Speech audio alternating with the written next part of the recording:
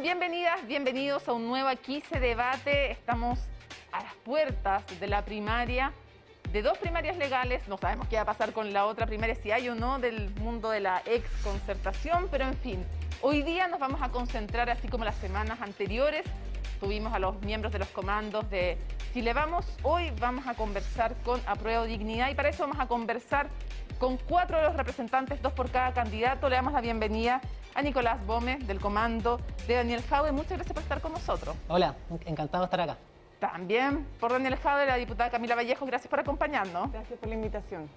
Diputado Giorgio Jackson, por Gabriel Boric, muchas gracias por estar con nosotros. Muchas gracias a ti. Lorena Fríes, también miembro del comando de Gabriel Boric, bienvenida. Muchas gracias. Bueno, vamos a comenzar primero con 1 minuto para cada uno de los 4 invitados e invitadas, en que van a tener que decir cuál es la principal diferencia programática, la principal diferencia de énfasis que tienen, porque ya que estamos en primaria, se supone que la gente quiere saber cuál es la diferencia que hay entre los candidatos, cuál es esa principal diferencia en los programas de énfasis, de ritmo, que tiene uno, que no tiene el otro. Si tuvieran que definirlo, para explicarle a la gente por qué tendrían que ir a votar el 18 de julio, ¿cuál es esa principal diferencia? Comenzamos con Giorgio Jackson. Tiene 60 segundos a su cámara desde ahora, ya. A ver, mi impresión es que la candidatura de Gabriel Boric hoy día está centrando su liderazgo y también un programa transformador, que es algo que compartimos con Apruebo Dignidad, pero principalmente un liderazgo que es convocante, que es un liderazgo que viene de la zona extrema, por lo tanto que va a estar centrado en la descentralización y que en sus ejes programáticos ha sido bien claro desde el principio en tener tanto el eje de la descentralización, como lo decía antes, como también el eje ecológico por la crisis climática que estamos viviendo y también muy permeado por el eje del feminismo y las políticas de igualdad de género que se han elaborado desde los equipos de trabajo. Y en general ha tratado de abrir no solo a quienes ya están convencidos de las transformaciones, porque él viene de los movimientos sociales, sabemos que quienes ya quieren los cambios los van a seguir luchando, pero ir a convencer más allá, ir a persuadir con un liderazgo que yo creo que ha sido convocante en estas últimas semanas de campaña y que yo estoy seguro que en esta última semana de campaña va a seguir convocando y seguir sumando para dar la sorpresa. Perfecto, 1 minuto entonces. Diputada Camila Vallejo, ¿cuál es la diferencia principal que hay en los programas entre Boric y Jadwe? Usted representando a Jadwe, tiene 60 segundos a su cámara desde ahora, ya. Gracias. Bueno, voy a ir con programa y liderazgo, ¿ya? En cuanto a programa, yo discrepo hoy con Giorgio, creo que no hay grandes diferencias. Creo que ambos programas apuntan a transformaciones profundas. Nuestro programa apunta a ser un gobierno constituyente de un nuevo modelo de desarrollo sustentable, cambiando la matriz productiva para realmente crecer y desarrollarnos de manera sustentable como país, y con eso un nuevo modelo de sociedad basado también en los cuidados, cuidar nuestra educación, nuestra salud, a nuestras personas en situación de discapacidad, etcétera, etcétera. Creo que en cuanto a precisiones, nuestro programa es un poco más sólido, más aterrizado en cifras, en cómo se va a financiar estas grandes transformaciones. Y en liderazgo yo creo que aquí hay un liderazgo probado con capacidad de gestión, con capacidad de innovación, con capacidad de crear nuevas formas para alcanzar los anhelos y las necesidades de nuestro pueblo. Y además una candidatura que la pone el pueblo de Chile y no el Partido Comunista. Ahí está, hay varias cosas que después vamos a poder recoger: liderazgo probado, un programa más aterrizado, con más datos, más concreto. Lorena Fríes, ¿cuál es la principal diferencia a su juicio, o del liderazgo o del programa? Tiene 60 segundos desde el comando de Gabriel Boric, desde ahora, ya. Bueno, yo creo que primero hay un tema de liderazgo. Efectivamente, yo creo que Gabriel ha demostrado que ha venido sumando, que hoy día él le habla a todos aquellos sectores que, desencantados de la política, se han quedado fuera. Hoy día ven posibilidades de transformaciones reales. Le habla también a un feminismo que está fuertemente arraigado en los territorios, que desde allí ha contribuido propuestas para el país, para avanzar en la desigualdad. Le habla sobre todo también a las regiones, porque él es un hombre de regiones y entiende lo que es la desigualdad territorial. Me parece que esos son puntos importantes. Creo que también en materia de programa tenemos diferencias. No creo que sea, como dice Camila, un tema de cifras, sino que más bien es un programa que se ha construido con mucha gente y sólido para las transformaciones que queremos producir, seguro y tranquilo para la gente. Usted tiene que aprender a leer entre líneas también en sus casas, en lo que se va diciendo. Seguro y tranquilo, dijo Lorena Fríes, que van a responder. Vamos a tener que esperar hasta el final para ver ese debate, porque también del otro lado llegó el palo de que tenían más cosas concretas y que estaba más aterrizado. Después vamos a conversar de eso, pero es su turno entonces. Nicolás Boeme, ¿cuál es la principal diferencia a su juicio? Siendo representante de Daniel Jadwe, tiene 60 segundos desde ahora, su cámara, ya. Bueno, yo soy economista, así que voy a hablar desde el punto de vista económico. Yo diría que, y no solamente con respecto al programa de Gabriel, sino que también los programas que hemos conocido de la derecha y de Unidad Constituyente, no hay un programa más comprometido que el nuestro con generar una nueva estrategia de desarrollo económico para Chile.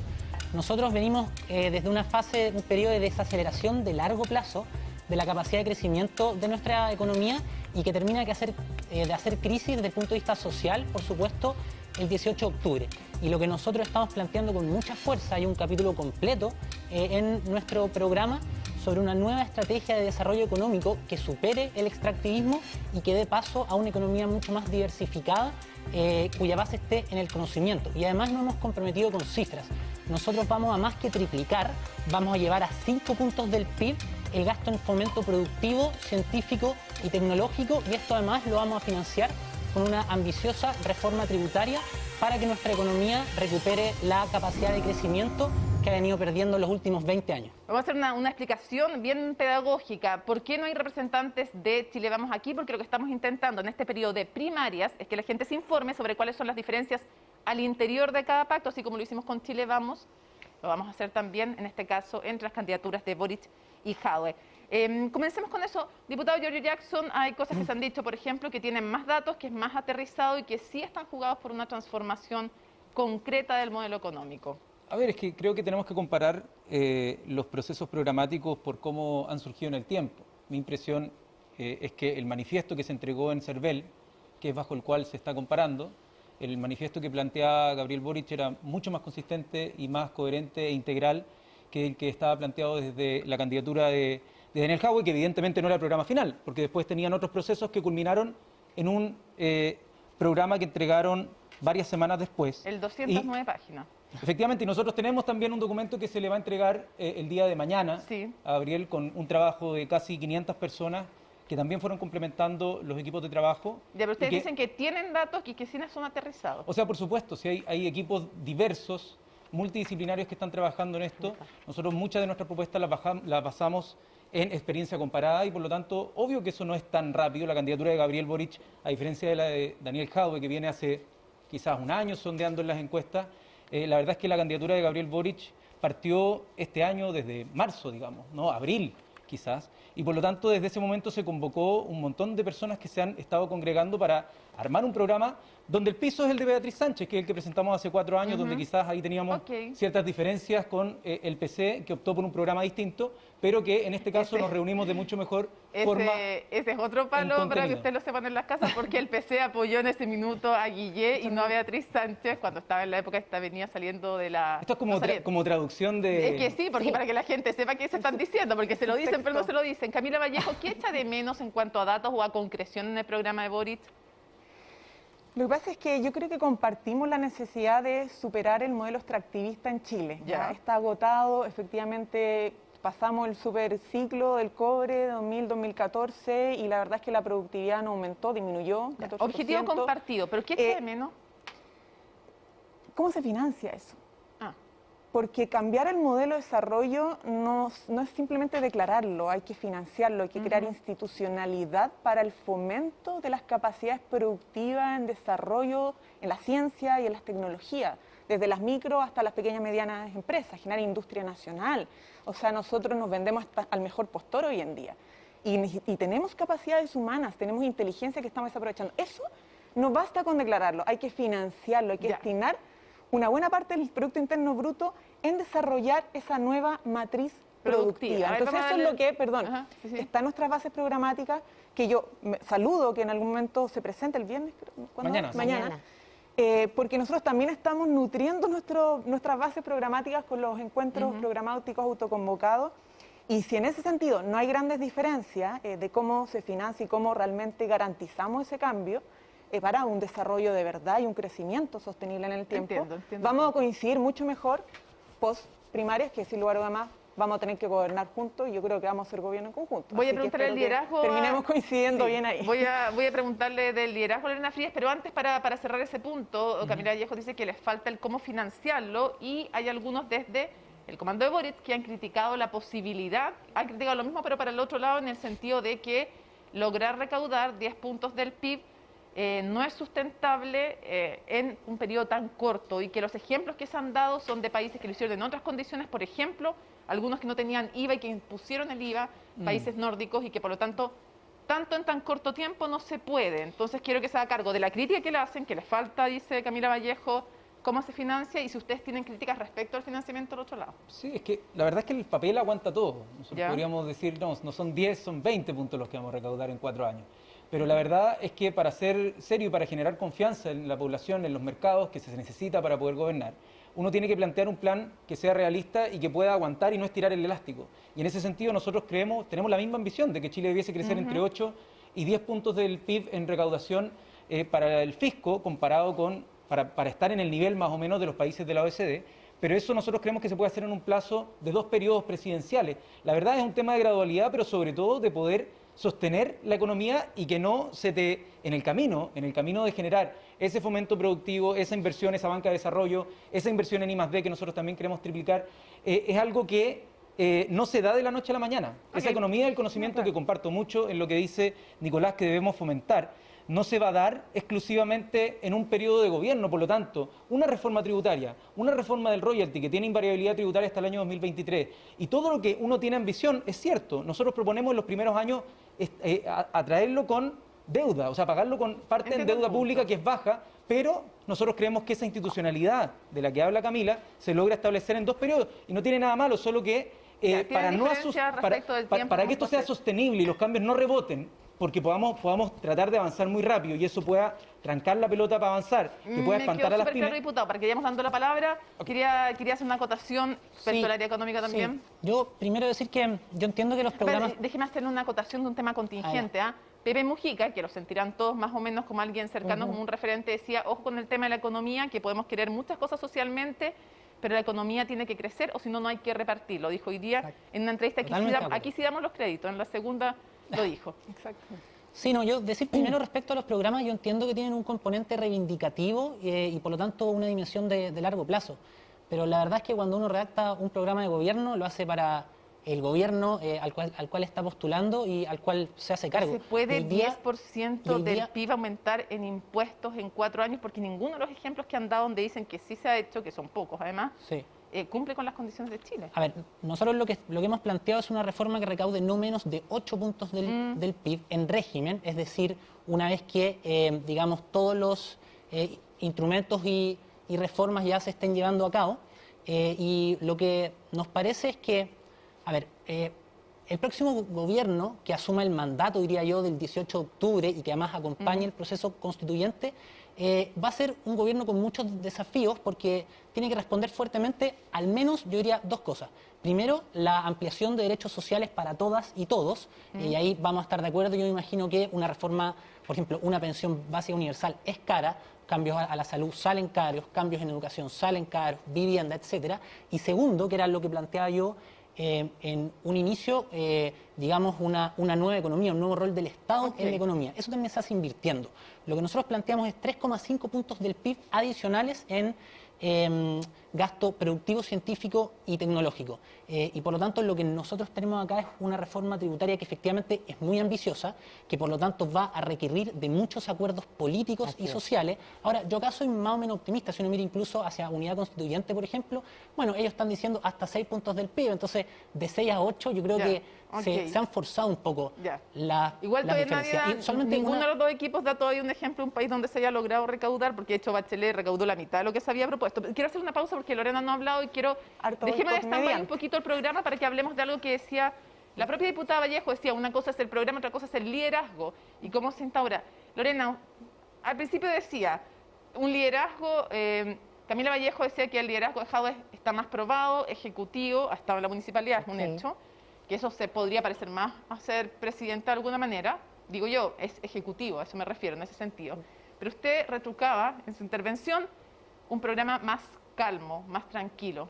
¿Qué está queriendo decir? Lo que quiero decir es que hoy día, y tal como están las cosas, la incertidumbre es quizás algo de lo que más nos invade. Y en ese sentido, darle tranquilidad a la gente respecto del futuro es central. No solo respecto de lo que va a pasar después de la pandemia, que me parece que es un tema central y que lo acoge nuestro programa, sino que también con los temas de seguridad, que hoy día, por ejemplo, los temas de narcotráfico, los temas de lo que está pasando o lo que ha pasado con las fuerzas policiales también, ese es un tema que necesariamente tiene que estar también dentro de la proyección de un ¿Y el próximo liderazgo de gobierno. Jadwe da menos certezas, menos tranquilidad, menos calmo, en sus palabras? Yo creo que sí, Comparativamente. por algo estoy en el comando de Gabriel Boric. Yo creo que Gabriel proyecta y además lo hace, escucha mucho. Escucha la evidencia científica, escucha cuando no sabe, está pendiente, digamos, de ir incorporando y de dar espacio. Yo creo que una de las cosas importantes del programa de nuestro, digamos, es que todo este proceso de incertidumbre solo se puede hacer en diálogo con otros y con otras. Y eso está presente en todas las medidas que tiene el programa. ¿Cómo se hace cargo, diputada Vallejo, de esta que es una crítica, una alusión que se hace más de una vez, que el liderazgo de Jadwe es menos convocante, es menos calmo, estoy usando las palabras aquí empleadas previamente, y que le cuesta más en el fondo crear esto, escuchar, crear estos consensos? Bueno, yo creo que en parte de una caricatura ese contrapunto que se hace respecto al liderazgo de Daniel. El liderazgo de Daniel ha sido capaz incluso de convocar a alcaldes de derecha para poder implementar proyectos que benefician al pueblo de Chile y que mejoran las condiciones de vida de la gente. Farmacia Popular es quizá el ejemplo más conocido, pero también es la óptica popular. ¿Cuántas personas que no podían ver y que pudieron acceder a sus lentes ópticos a un precio justo? Y eso no lo hizo trabajando solo, lo hizo trabajando con quienes pensaban diferente y de veredas políticas muy distintas, pero su capacidad de llevar con gestión, con innovación a la práctica proyectos que dieran tranquilidad a la gente es probado. Entonces yo creo que la tranquilidad y la paz se construye entregando pensiones dignas. Estamos hablando de una pensión básica universal para todos, independientemente del sistema antiguo o el sistema nuevo. Estamos hablando de universalizar el derecho a la salud, estamos hablando de remunerar el trabajo de cuidado. ¿Cuántas mujeres están en la depresión? Están con estrés y altos niveles de depresión. Pero hablemos porque de ese viven todos los días de su Quería, vida postergando Lorena, su acotarle propio algo cuidado, sobre ese punto. su propio cuidado, ¿ya? Su realización profesional, académica, sus relaciones de pareja, sacrifican todo por cuidar a personas dependientes. Esas mujeres no tienen remuneración, entonces aquí la tranquilidad, la paz social se construye con programas que sean capaces de implementarse y está bien la gradualidad. Esto no es en un año, primer año, no, a lo mejor no todo en un periodo de gobierno, ¿ya? Pero las cuestiones fundamentales que aquejan a nuestro pueblo, que lo tienen la desesperación, Tienen que estar tienen en que este hacerse y eso sale, cuesta plata. Ahora, qué gusto. Y de crecer, como la cita de Pepe Mujica, es cierto. Necesitamos crecer, la que si economía no, tiene si que no, se crecer. quedan a repartir, dice Pepe y para el Mujica. crecimiento, para generar crecimiento económico, se requiere un financiamiento dirigido desde el Estado, ese crecimiento económico. Yo no los voy a invitar a tomar tecito, porque eso es polémico en este bloque. Las sopaipillas y los tés son medio, y los cafés son medio polémicos. Aquí estoy haciendo alusión a esta reunión entre Gabriel Boric y Paula Narváez. Y le respondió Daniel Jadwe, está claro dónde van a ir a buscar los votos.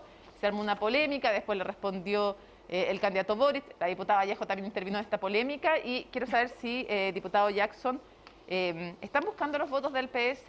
Y también otra cosa que se ha dicho, transparentemos, se ha dicho que hay gente de derecha que quiere votar por Boric para que no gane Jadwe, no porque esté con Boric, sino que para que no gane Jadwe. ¿Qué le diría a quienes quieren ir a votar a esta primaria, no para que gane Boric, sino para que no gane Jadwe? A ver, yo ¿Hay de eso o qué cree que se trata de hacer cuando se dice eso? en los spots de la primaria, en la franja, he visto que los candidatos de derecha nombran a Jadwe, lo visibilizan. ¿Ya? Porque pareciera que ya escogieron cuál es su rival, ¿ya? Su rival en el cual pueden quizás desplegar mejor su estrategia. ¿Que les conviene Por lo más tanto, como rival, dice usted? Yo eso leo de la franja de la derecha, no son palabras nuestras. En el fondo la derecha Ya. busca mencionar, relevar como rival a Daniel Jadue dentro de su franja. Eso a mí me comunica mucho. Por lo tanto, yo no me podría hacer cargo de lo que me menciona. Yo plantearía que quizás es algo al revés. Ya, que Y en ese sentido, sentido, ¿dónde buscamos los votos? Nosotros, en general, y cuando nacimos como Frente Amplio, nadie daba un peso por nosotros, las encuestas tampoco. Y la candidatura de Beatriz Sánchez logró convocar un 20% de la población, y no es porque haya crecido tanto el universo de votantes. Fueron personas desencantadas de la política que buscaron un espacio nuevo distinto a los dos bloques tradicionales que estaban expresados en la política en ese momento. Y por lo tanto, mucha de esa gente votó probablemente por Patricio Aylwin, probablemente votó por Eduardo Frei, probablemente algunos votaron por Lavín quizás.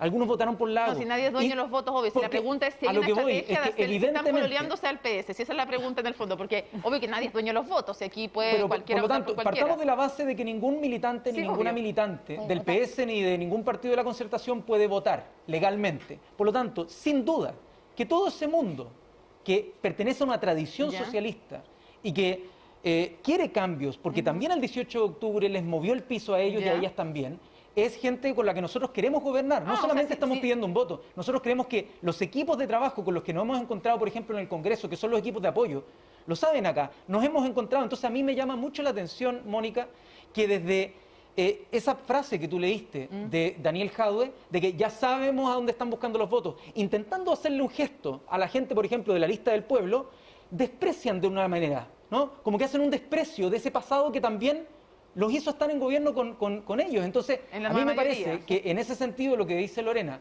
de que la candidatura de Gabriel es convocante, ahí tienes un ejemplo nítido. Camila Vallejo, ¿cómo se hace cargo de que ustedes le hacen un guiño a la lista del pueblo y desprecian en el fondo a este otro mundo con el cual gobernaron?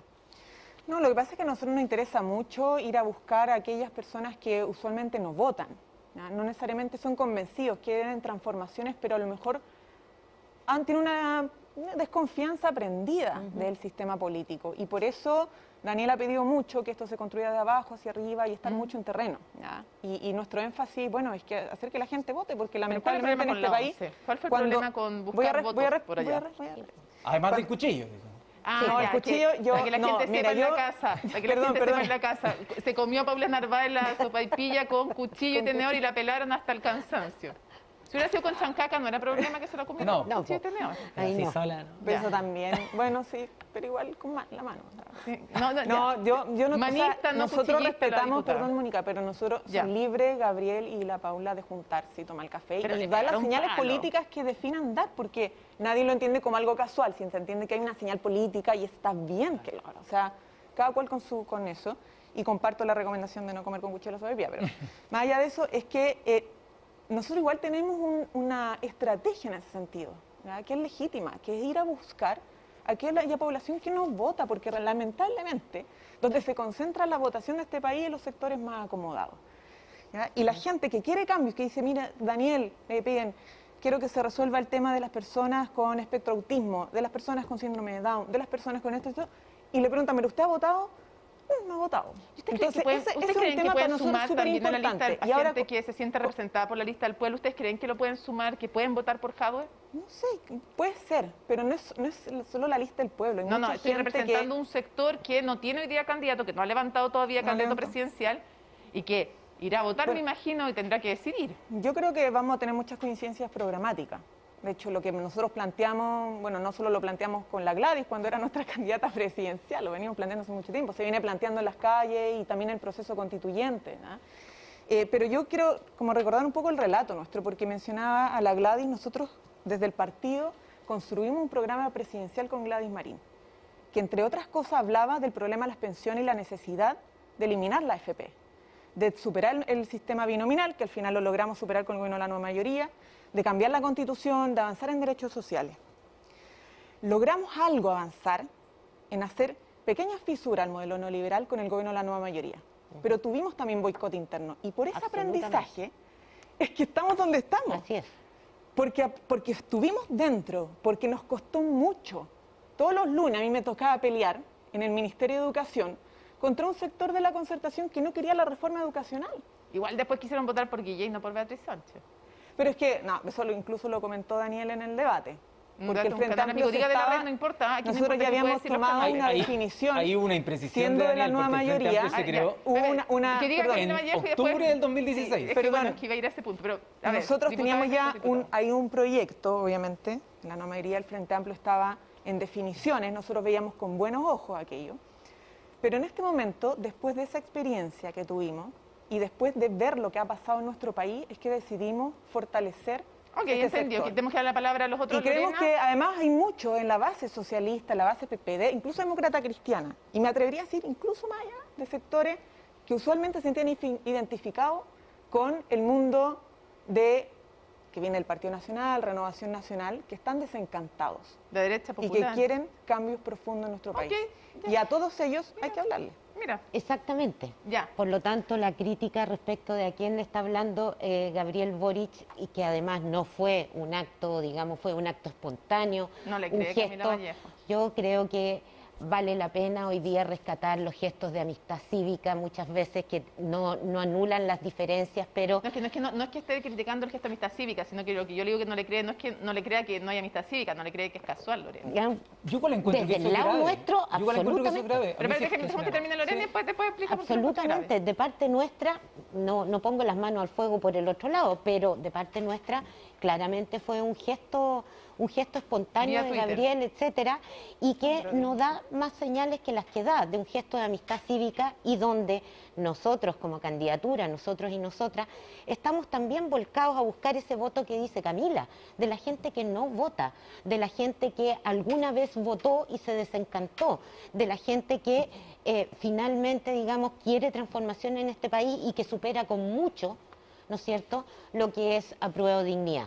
Quiero ir al tema de economía, pero antes había pedido la palabra. ¿Por qué encuentra grave que no crea Camila Vallejo que es casual? O sea, porque se instaló una idea de que había sido concertado cuando Gabriel y la gente que lo ha seguido en las redes sociales, particularmente en Twitter, es bastante impulsivo para responderle a mucha gente. Responde muchos mensajes a pesar de que a veces en el equipo le decimos no estés tanto rato en el Twitter. Y le respondió a alguien y le dijo, voy. Y A la hija del ¿qué? diputado González, Y después, La hija de- lo que sí es una decisión política, lo que sí es una decisión política es Sí. una vez que supo, Claro.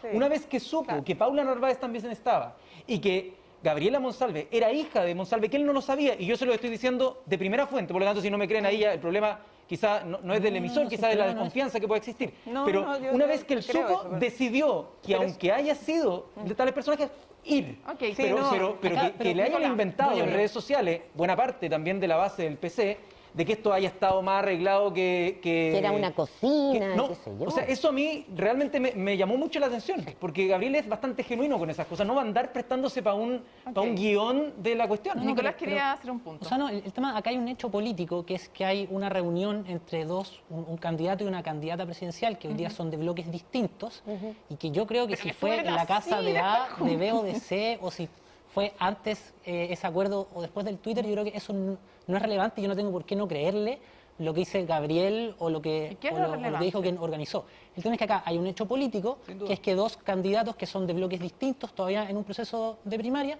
generan una reunión, y eso por supuesto que hay una señal de Gabriel hacia este mundo más ligado a la concertación, y eso es legítimo. Pero yo creo que decir, no, esto es solo amistad cívica, no, acá hay un gesto político que es legítimo, que es parte de una estrategia, y que reconozcámoslo así, nada más.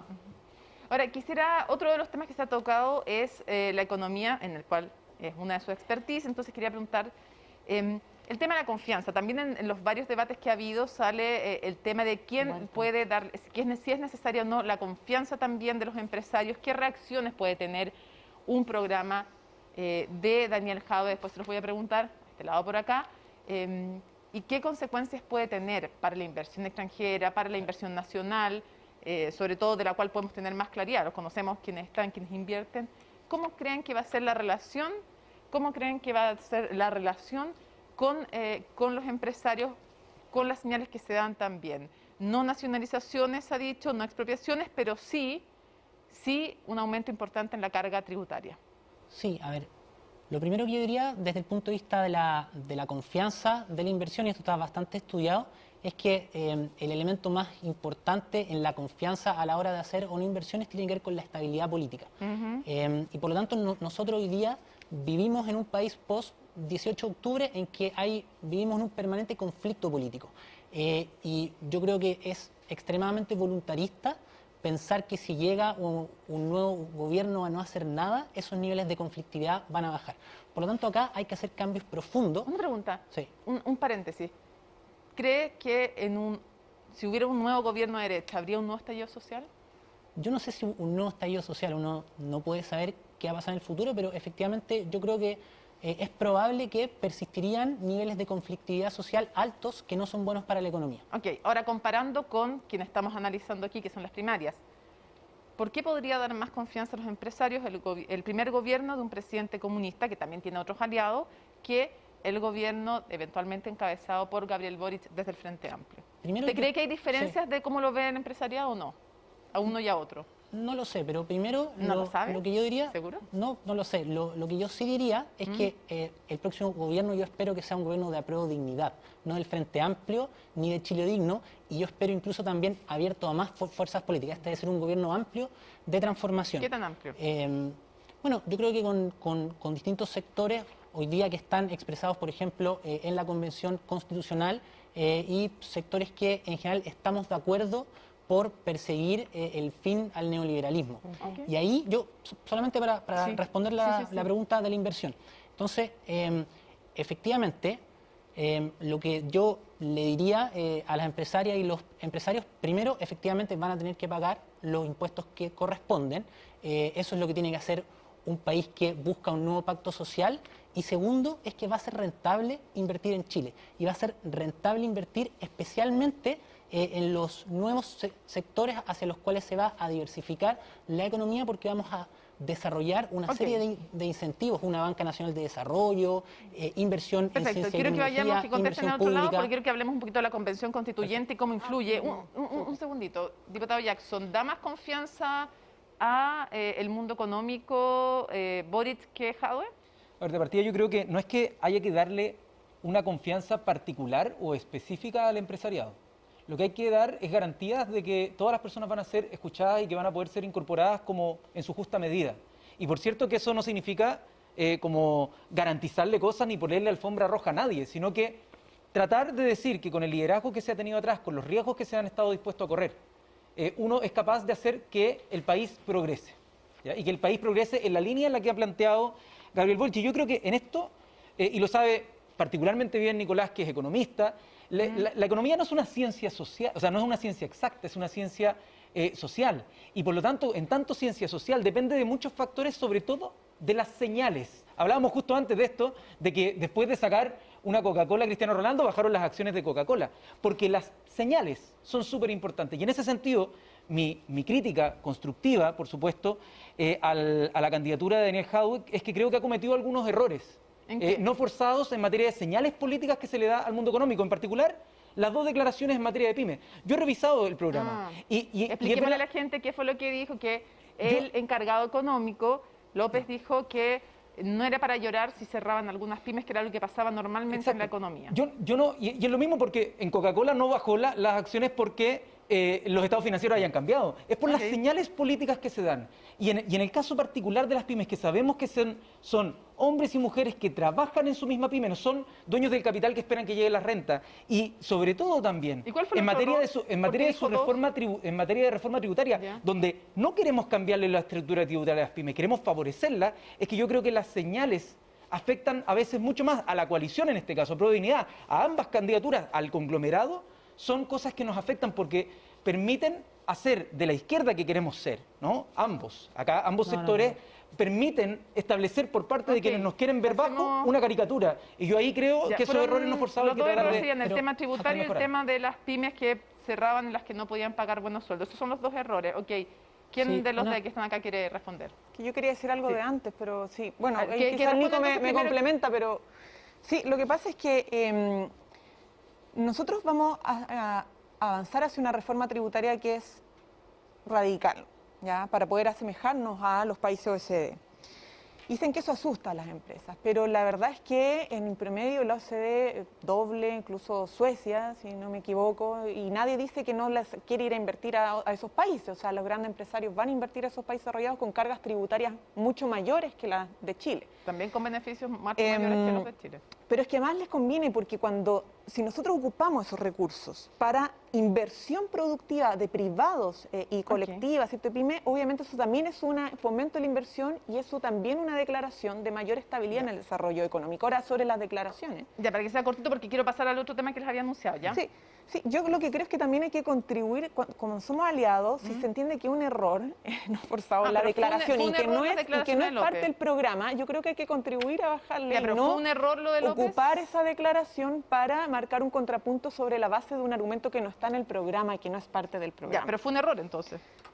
Yo no lo hubiera dicho así, obviamente. Son cosas que pasan en la entrevista a veces con... Quiero que vayamos al tema de la convención. Lorena, quiero que conversar de aquello porque hay varias cosas. Antes de la convención, para que no se me quede atrás, el tema de la famosa ley de medios. ¿Hay finalmente o no diferencias? Porque el tema de la concentración lo quiero dejar un poco fuera porque hay bastante consenso, que es un tema parece que hay que abordar en Chile y no hay grandes diferencias entre ustedes, así que ¿de qué tendrían que discutir? Si están más o menos de acuerdo en que hay concentración de medios y que es un tema que hay que abordar. Vamos al tema del famoso Consejo de Medios Ciudadanos. Se citó como ejemplo a Ecuador, la ley de Ecuador de medios, por ejemplo, que quiero ponerlo sobre el tapete y... hay ahí también condenas de la Comisión Interamericana de Derechos Humanos y de varios organismos internacionales cuando se pone como ejemplo esa ley. Entonces quiero que ambos discutan sobre aquello, si fue un buen ejemplo poner a Ecuador como, después de las condenas que ha tenido de varios, cuento unas 6, por lo menos, de organismos internacionales, que no fue una buena ley, que al contrario, que acalló la disidencia. Entonces quiero que hablemos de ese tema y cuáles son las diferencias que hay entre ustedes me refiero los representantes de los programas, sobre esta famosa ley de medios. Nosotros no hemos variado nuestra posición, lo que hemos dicho es que queremos pluralidad, queremos más medios, queremos que los medios independientes, los medios comunitarios en regiones florezcan, queremos más voces y un consejo de regulación de las comunicaciones al estilo de lo que tiene Colombia, al estilo de lo que tiene Inglaterra con la BBC y que tenga también un seguimiento de parte de las audiencias en torno a las denuncias que se puedan hacer por contenido. Y ese consejo no es un consejo que dependa del gobierno, es un consejo autónomo. Pero no se pueden meter en el fondo si no les gusta lo que hace un medio, cerrarlo. Porque no es así, digamos, en Inglaterra no es así, no pueden cerrar un medio porque no les gusta lo que hace. No podrían, po. ¿Ya? ¿Y qué opinan por acá? Sí, no, yo creo que en términos programáticos coincidimos bastante y además este es un tema que se abrió fuertemente la discusión y que ha concitado alto interés para los encuentros programáticos. De hecho, mucha gente quiere aportar, pero respecto a este rol del Consejo. Es que nosotros, planteamos obviamente una ley de medios y amparado en un cambio constitucional primero para el derecho a la información que no está contemplado en nuestra Constitución. ¿Ya? O sea, son meros espectadores la ciudadanía y no tienen derecho respecto a la información que se les da y cómo mostrar otros mundos. Eso es lo primero. Obviamente, involucrar más a la ciudadanía en su rol y participación en las distintas instancias. Ahora, está el Consejo Nacional de Televisión, que tiene un rol igual contralor de alguna manera, supervisor, sí, es muy nada. Se incorporó en la última modificación cómo promover democracia, pluralismo, etcétera, pero es bien deficiente. Entonces, no nos escandalicemos con estos organismos públicos. Yo creo que hay que fortalecer eso. ¿Ecuador encuentra que es un buen ejemplo la ley de medios de Ecuador? ¿En serio? No, puede ser que no, pero a lo que vamos es que hay que garantizar derecho a información, pluralidad y desconcentración. Aquí no hay normas para evitar la alta concentración privada que existe en Chile, que además, bueno, digámoslo, que son duopolios, que además tienen alta relación. En el tema de concentración no hay diferencia. O sea, entre Mercurio y Copesa se llevan casi todo. Entre Mercurio y Copesa, la prensa que además tienen relaciones con negocio inmobiliario y etcétera, etcétera. Entonces, en eso no tienen diferencias ustedes, no es en eso, es en el tema de si se pueden meter en la línea editorial de los medios, al final transparentemos. Es que ningún gobierno se puede meter en la línea editorial de los medios. Ya, pero que un consejo ciudadano elegido políticamente se pueda meter es bien peligroso. Digo, si les sigo los ejemplos que han dado en el programa. No, organismos estatales, instituciones estatales, con alta dirección pública, con participación, por ejemplo, recogiendo opinión, que hoy día es testimonial, el Colegio de Periodistas, ¿ya? Que haya una normativa ética. O sea, esos son tipos de controles o orientaciones que son necesarias. no lo que dice el programa. El programa no dice... programa nunca El programa plantea cita una ley de medios política. con ministerios de información. El programa pone como ejemplo dice... a la ley de Ecuador. No, por el ejemplo, programa sugiere discutir la necesidad de tener un ministerio de la teniendo como información. modelo, por ejemplo, Nosotros no la ley estamos de con un medios de Ministerio de Ecuador. Comunicaciones. No. Un ministerio de las comunicaciones. Busque el capítulo, dice la ley de medios de No, Ecuador. sí, pero en ningún momento el programa dice una intervención política No, yo de no las dije eso, líneas dije editoriales. un Sí. ministerio de No, información. Mónica, tú de planteaste eso, comunicación. entonces eso no está en el programa y Plantea la nadie de necesidad de la nosotros lo ha dicho. discusión, si yo creo que Yo lo creo que en podemos este tema- Yo estoy porque citando los organismos que en plantean el último y los punto ejemplos señala que la ponen. posibilidad de que Chile, de ser necesario, de discutir un ministerio de la información. No dice vamos a crear el Ministerio de la Información. Yo Y creo por que- cierto me parece que es un debate legítimo igual Sí, que en este. este Yo le estoy tema- poniendo los ejemplos y usted misma me concede que no es un buen ejemplo Ecuador, que podría no ser Es un que buen más allá de ejemplo. Ecuador, sí, puede ser en otro país que hay un Es que Ministerio el que de la pone, cuando Información. ponen Uruguay no es un consejo como planteado en el debate, por ejemplo. Es En otro este tipo. tema son La chasca no particularmente, al igual que en lo económico, son particularmente importantes las señales, porque cuando decimos que queremos un horizonte de estabilidad, un horizonte de tranquilidad, es porque queremos plantear reformas radicales, y es verdad, reformas radicales en la calidad de vida en pensiones, en salud, en vivienda, en un montón de cuestiones, pero el horizonte de tranquilidad pasa también para que ese camino en el que uno plantea los cambios no sean pedregosos, y ahí los medios de comunicación son súper importantes que sean agujas, o sea, los medios de comunicación tienen que pegarle al poder donde tengan que pegarle para que responda a la altura del desafío de un cambio tan trascendental como ese. Y creo que particularmente en Latinoamérica es importante que un gobierno de izquierda tenga la claridad absoluta de que los medios van a tener libertad editorial 100% y que no dé ninguna señal en línea contraria. ¿Y creen que las han dado del otro lado en línea contraria? Y que creo que... Diputado, esa es la pregunta. Sí. A ver, que, espérate, transparentemos es que esto. Si la creo que- pregunta es si se van a meter en la línea editorial cuando les parezca incómodo, Por supuesto porque que no. hablaban de O objetividad. sea, por Jamás. supuesto que no. No, Lo que no, nosotros no. queremos es que hayan más voces que puedan complementar y que si todas las voces son contrarias, obviamente que el gobierno tiene que decir, chuta, tengo un problema. Si es que hay una voz que todo el tiempo está siendo contraria, la gente que adhiere a esa postura va a entender que es una sola voz. Entonces, que la audiencia, que la ciudadanía pueda ser Ya, se de nos va alguna manera acabando. garante, pero aquí, por eso te digo que la señal que se da es muy relevante de que acá no se quiere tener como en Orwell un ministerio Ya. de la Vamos verdad, a tener que hacer una sino que lo que pausa. queremos es que haya pluralidad de voces Ya. para que la gente se forme su opinión. Vamos a tener que hacer una pausa y al regreso vamos a hablar de un tema súper relevante, la constituyente, y cómo influye además en ella o no el escenario electoral, no solo presidencial, también parlamentario. Pausa y regresamos.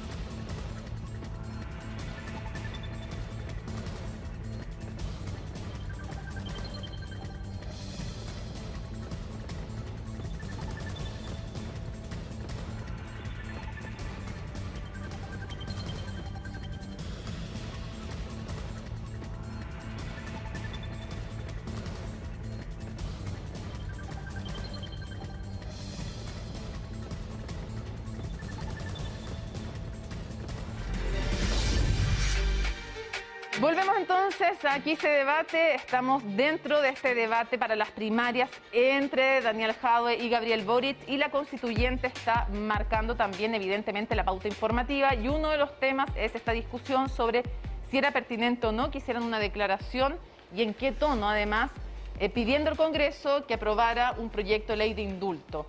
¿Cómo lo vieron y si hay alguna diferencia entre ustedes respecto del tono? Lorena, has trabajado fuertemente toda tu vida en temas de derechos humanos, entre otros feminismo también.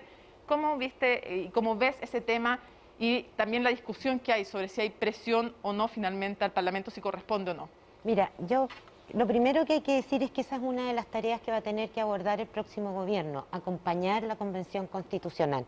Y también quiero decir que a propósito de que hoy día tenemos esa Convención Constitucional, ese es un logro, obviamente, de la movilización del pueblo y también de quienes se atrevieron a decir: es necesario hacer este acuerdo, obviamente no es perfecto, hay que perfeccionarlo, se logró perfeccionar y en eso creo que Gabriel tomó riesgo y un riesgo acertado que hoy día todos felicitamos, todos y todas felicitamos. Dicho eso, me parece que también el acompañamiento a la convención significa, por una parte, respetar absolutamente la autonomía, ¿no es cierto?, y la independencia de esa convención para lo que tiene que hacer, que es su función. Apoyos que no estorben, dijo ayer el diputado Boric. Efectivamente, y generar también condiciones para que esa convención se desarrolle como se quiere que se desarrolle, que en nuestro caso es que lo haga con participación, con vínculo con la ciudadanía, que esa convención y este trabajo convencional que empezó con alta legitimidad se sostenga en el tiempo con esa misma legitimidad. Y en ese marco se han convertido también hoy día quizá en la institución más legitimada en Chile, constituyen evidentemente un actor político en el sentido de la política grande y tienen derecho obviamente a opinar, a pedir, a interpelar. Me parece que eso opinar, es parte. no legislar, en el fondo, no intervenir tampoco en el... Ahora, hay un tema que comienza a plantearse, quiero ver cómo lo ven ambas candidaturas, el que quiera, usted dos puede contestarlo, pero algunos dicen, a ver, si es que no lo aprueba el Congreso, una ley de indulto, entonces quien asuma como presidente o presidenta podría indultar.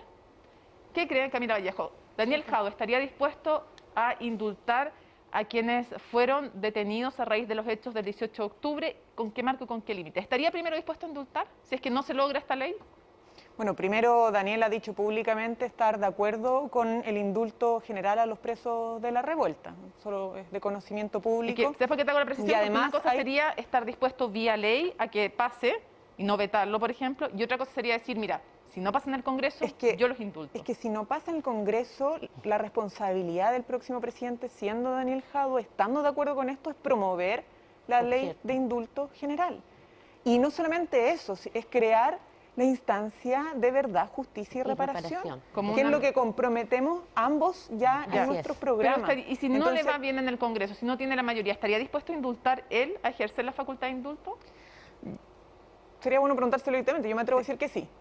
¿Crees que sí? Yo me atrevo a decir que sí. Y por este otro lado, ¿estaría dispuesto, el que quiera contestar, Lorena, Gabriel Boric, estaría dispuesto él a indultar si es que no le resulta? Porque entiendo que los dos quieren que sea vía ley en el Congreso, eso me queda súper claro, pero si no, ¿crees que Gabriel Boric estaría dispuesto a indultar? Yo creo que sí. Finalmente, aquí a circunstancias extraordinarias hay que ponerle soluciones extraordinarias y esas vienen desde la política. ¿Tiene algún límite esto? Porque indultar, ¿qué delito? ¿A quién? ¿Con qué límite? Es que, bueno, ¿Tiene límites? Si lo hace un presidente es un indulto particular y por lo tanto tiene que ser caso a caso. Por eso que la vía legislativa en ese sentido es mejor. Y pensando en un nuevo Congreso, que yo creo que ambos esperamos que sea un Congreso que se parezca más a la convención que a lo que hay ahora, evidentemente yo creo que van a estar dadas las condiciones para avanzar en eso si no se logra ahora. Para los dos hombres del panel, Pepe Mujica decía que tiene miedo que fuera una bolsa de gatos la Convención Constituyente chilena, que ese es un riesgo, se entiende que es una expresión coloquial. ¿Existe el riesgo, Nicolás, que finalmente no logre avanzar, que le cueste ponerse de acuerdo? ¿Cómo ves? No, yo no creo. Lo que yo veo en la Convención es mucha diversidad desde todo punto de vista y creo que hay mucha voluntad de conversar y de ponerse de acuerdo también yo creo que hay algunos ya acuerdos importantes que uno puede ver, el derecho a la salud, todo el tema del agua, y así hay muchos más. Por lo tanto, yo me imagino que van a haber diferencias, siempre las hay. También hay tiempo para procesar esas diferencias y yo soy muy optimista respecto a que el trabajo de la Convención nos va a permitir tener realmente una Constitución que nos ponga en el siglo XXI y que siente las bases para un mucho mejor futuro. Quiero hacer el punto que se aprobó finalmente esta declaración. Había 3 y se aprueba la que es, no sé si decir patrocinada, impulsada, tal vez es mejor, impulsada por el Frente Amplio, por el Partido Comunista, por el Partido Socialista, aquella que tenía en el fondo, que había surgido desde ahí, es la que termina sumando los apoyos y que pide urgencia en el trabajo al Parlamento.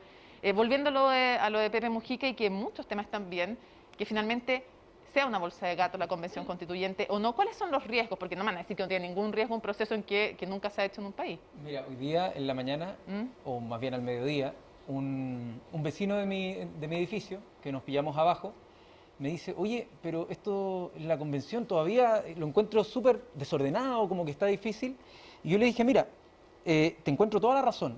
De hecho, varios de nosotros que hemos estado en plenos universitarios, comparábamos algunas de las primeras votaciones con esos momentos un poco caóticas, ¿no? Y en parte es porque el mandato es tan amplio, el mandato del acuerdo es tan amplio que no le fijó normas más allá de que fuesen una república democrática y un par de cuestiones más. Y por lo tanto, esa primera fase de ponerse de acuerdo en cómo votar, como la típica caricatura, votar como votar, es súper caótica. Y quienes han tenido experiencia en todos los procesos pasados es difícil. Y eso ha sido agravado por la negligencia del gobierno. Se nos acaba el tiempo. Pero no tienen teclera para votar. No tienen un sistema, tienen que llamar a viva voz. Al principio estaban votando mal alzado, hoy día están votando en orden. Sí. La verdad es que este gobierno ha sido un desastre para poder acompañar de la manera adecuada, pertinente, con tecnología, a una convención constitucional que va a ser histórica. Más tenemos el tema de la pandemia, que no hace las cosas fáciles. Quiero cerrar porque se nos acaba el tiempo. Solamente una cosa. Hay otra pregunta que se hace la gente respecto de la convención constituyente. Si no lograran ponerse de acuerdo, Daniel Jadwe ha manifestado la voluntad de, si él llega a la presidencia, enviar incluso una reforma para posibilitar. Entonces quisiera preguntar brevemente, porque nos queda como un minuto para cada lado, ¿en qué consistiría esa reforma? ¿Sería una reforma? Dijo, si tienen riesgo de que no se logre poner de acuerdo la convención, estaría dispuesto yo como presidente, lo dijo en una charla en la Universidad Adolfo Ibáñez, a mandar un proyecto de ley.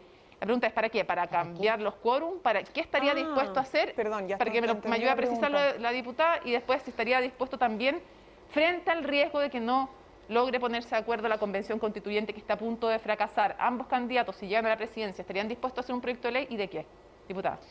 O sea, yo creo que primero la convención constitucional, desde mi punto de vista, es libre de opinar y sugerir y señalar lo que quiera señalar. Creo que es soberana en ese sentido. Y creo que si la Convención Constitucional requiere al Parlamento, al Presidente de la República, alguna modificación constitucional para mejorar sus normas de funcionamiento, para viabilizar los acuerdos, evidentemente creo que el Congreso y el Presidente de la República tienen que recogerlo, ¿ya? Y por eso a mí me parece que además nosotros tenemos que saber escuchar. Ahí hay un ejercicio soberano, una representación inédita, que es más legítima que cualquier otra instancia, porque están los pueblos originarios, es paritaria, etcétera, que creo que igual va a ser muy capaz de ponerse de acuerdo, y que si hay una imagen de despelote, se debe únicamente a que el gobierno no favoreció una instalación adecuada y tranquila los primeros días de su mandato. ¿Estarían dispuestos también a hacer, porque parece que en este bloque hay consenso en que la modificación tiene que ser no de por sí ante sí, sino vía el Congreso? Sí lo dijo Jadwe, por ejemplo, en ese seminario, y también lo ha dicho Gabriel Boric, que tiene que ser vía Congreso. ¿Estarían dispuestos a enviar una ley? Yo lo primero que diría... Digo, una reforma constitucional tiene que ser. Lo primero que diría es que por ningún motivo el Congreso y el gobierno de por sí debieran cambiar el mandato constituyente. No. Cuando dice de por sí me refería a que no puede, ha dicho Gabriel Boric, ha dicho Daniel Jadwe, que la constituyente no puede de por sí ante sí cambiar algo que tiene que cambiarse vía el Congreso. Pero a lo que yo voy, insistiría más allá, el Congreso nuevo y el futuro presidente de la República no debiesen poder cambiar el mandato de la constituyente, porque lo podrían cambiar para cualquiera de los dos lados. Alguien podría decir... Ahora, si es que la Convención Constitucional toma como acuerdo, porque los acuerdos los va a tener que tomar ahora por 2/3, y eso nadie lo ha puesto en cuestionamiento hasta ahora. Si es que producto del debate llega a haber un entrampamiento, ¿no?, donde no se pueden llegar a resolución, y toman un acuerdo de sugerir, de solicitar mecanismos de resolución de esas diferencias porque no se han puesto de acuerdo, debieran estar los otros poderes constituidos, el Congreso y el Gobierno, a disposición de facilitar eso, pero solo a exclusiva petición de la Convención cuando ya han agotado otras instancias. Si es que abrimos la puerta a que el Congreso, por su propia iniciativa, y el próximo Gobierno cambien el mandato de la Constitución, puede ser para cualquier lado, y eso yo al menos no lo promovería. Y solo una cosita más. Confiemos, es un proceso inédito. Aquí se van a generar diálogos, conversaciones que van a proyectarse en el tiempo. Estamos empezando a entender, digamos, cómo la representación vuelve a tener un sentido y yo diría, dejemos, no hay que armar tanta ola ahora al principio, por lo menos. Quiero agradecerle a los 4 que nos hayan acompañado en este Aquí se debate. Tenemos el domingo debate entonces también de las candidaturas de Daniel Jadwe y Gabriel Boric, nuevo debate entonces el domingo y bueno, el 18 de julio, el lunes hay de Chile Vamos y las primarias también el 18 de julio. Así que muchas gracias a los 4 por habernos acompañado. Muchas gracias. Gracias por la invitación. Y ustedes, por supuesto, sigan en la compañía de CNN Chile. La idea es informarlos y que ustedes se formen su propia opinión porque aquí se debate.